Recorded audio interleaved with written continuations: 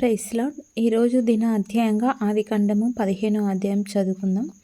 ఇవి జరిగిన తర్వాత యెహోవా వాక్యము అబ్రామునకు దర్శనమందు వచ్చి, అబ్రామా భయపడకుము, నేను నీకు కేడెము, నీ బహుమానము అత్యధికమగునని చెప్పెను.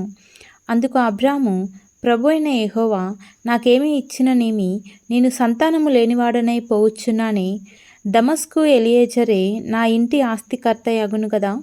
మరియు అబ్రాము, ఇదిగో నీవు నాకు సంతానం ఇయ్యలేదు గనుక నా పరివారంలో ఒకడు నాకు వారసుడగునని చెప్పగా, యెహోవా వాక్యము అతని యొద్దకు వచ్చి, ఇతడు నీకు వారసుడు కాడు, నీ గర్భవాసంన పుట్టబోచున్నవాడు నీకు వారసుడగునని చెప్పెను.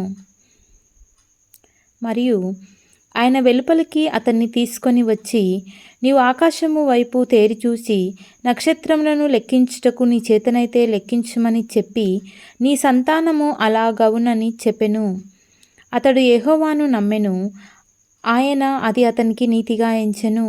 మరియు ఆయన, నీవు ఈ దేశమును స్వతంత్రించుకొనున్నట్లు దానిని నీకిచ్చుటకు కల్దీయుల ఊరాను పట్టణంలో నుండి నిన్ను యువతలకు తీసుకొని వచ్చిన యెహోవాను నేనే అని చెప్పినప్పుడు, అతడు, ప్రభు అయిన యెహోవా, నేను దీన్ని స్వతంత్రించుకొనిదనని నాకెట్లు తెలియననగా, ఆయన, 3 ఏండ్ల పెయ్యను, 3 ఏండ్ల మేకను, 3 ఏండ్ల పొటేలును, ఒక తెల్ల గువ్వను, ఒక పావురపు పిల్లను నా యొద్దకు తెమ్మని అతనితో చెప్పెను.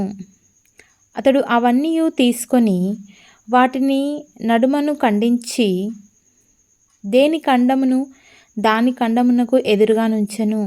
పక్షులను అతడు ఖండింపలేదు.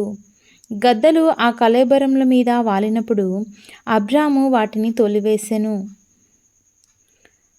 ప్రొద్దుగ్రుంకపోయినప్పుడు అబ్రామునకు గాఢ నిద్ర పట్టెను. భయంకరమైన కటిక చీకటి అతని కమ్మగా, ఆయన, నీ సంతతి వారు తమది కాని పరదేశమందు నివసించి ఆ దేశపు వారికి దాసులుగా నుందురు. వారు 400 ఏండ్లు వీరిని శ్రమ పెట్టుదురు. వీరు ఎవనికి దాసులవుదురో ఆ జనమునకు నేనే తీర్పు తీర్చుదును.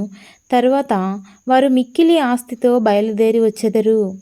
నీవు క్షేమముగా నీ పితరుల యొద్దకు పోయెదవు. మంచి వృద్ధాప్యమందు పాతిపెట్టబడదు. అమోరీల అక్రమము ఇంకనూ సంపూర్ణము కాలేదు గనుక నీ 4వ తరము వారు ఇక్కడికి మరలా వచ్చెదరని నిశ్చయముగా తెలుసుకొనుమని అబ్రాముతో చెప్పెను. మరియు